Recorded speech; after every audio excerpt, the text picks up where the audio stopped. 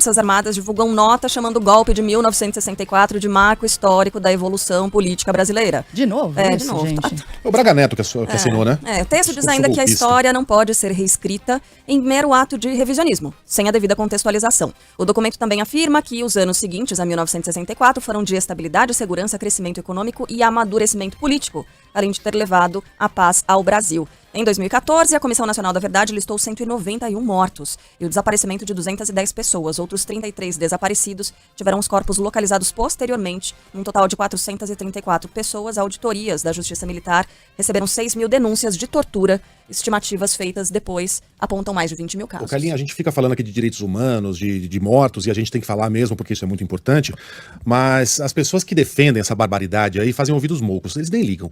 Na verdade, infelizmente, tem muito brasileiro que pensa que tinha que matar mesmo, e tinha que matar até mais. Veja quem é o nosso presidente. Um cara que falou que tinha que matar pelo menos uns 30 mil e fuzilar o então presidente da República. Então tem gente que pensa assim.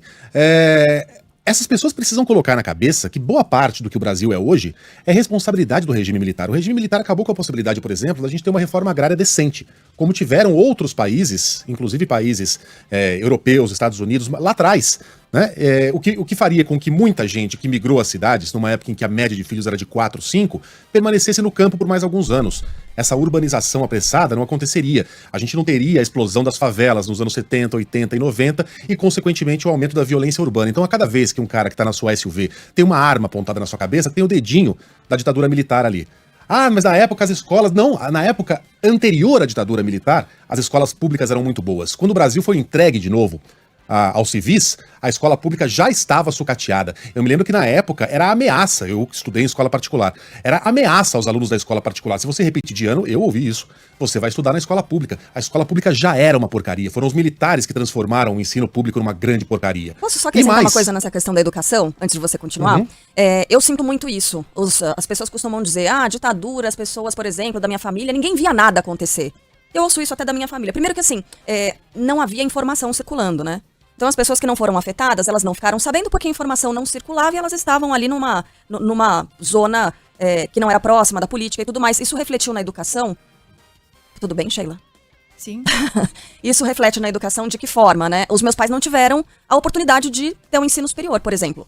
A ditadura de alguma forma atingiu os meus pais? Não exatamente. Mas eles não tiveram acesso à educação. Sim. E aí, no fim das contas, existe essa exaltação à ignorância, à falta de educação. Não, isso é péssimo pra gente. Eu sinto isso porque eu acabei conseguindo me desvincular, entrando num outro ambiente e perceber, poxa, as pessoas elas já crescem, pessoas de outras classes, elas crescem já com referências. Enquanto que quem ficou isolado pela ditadura e não teve acesso à educação, teve acesso a essas escolas sucateadas que você está citando, elas não tiveram referências. E aí existe uma verdadeira barreira cultural mesmo entre as pessoas. É triste ver essa ignorância continuar se perpetuando. Todas essas chagas, cidades superlotadas, favelas, violência urbana, ensino público sucateado, tudo isso tem o dedo da ditadura militar. Hiperinflação. Tá aqui a Juliana Rosa que não me deixa mentir sozinho.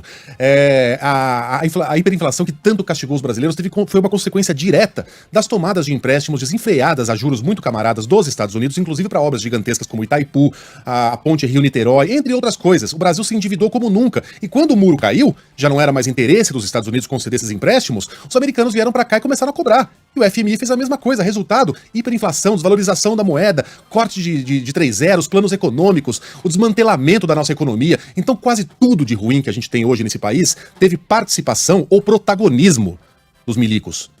Exaltar a ditadura militar com o argumento de que a gente estava prestes a ter um golpe comunista, isso é mentira. Não havia grupo organizado nenhum prestes a dar o golpe no Brasil. Muita gente queria, sim, havia grupos que desejavam isso, mas não tinham a menor condição de realizar de fato esse golpe. Contra-golpe, revolução, vão pastar, vão lamber sabão. Leva essa ideia pra lá, tira esse bicho de cima da gente. 31 de março, dia do golpe militar no Brasil.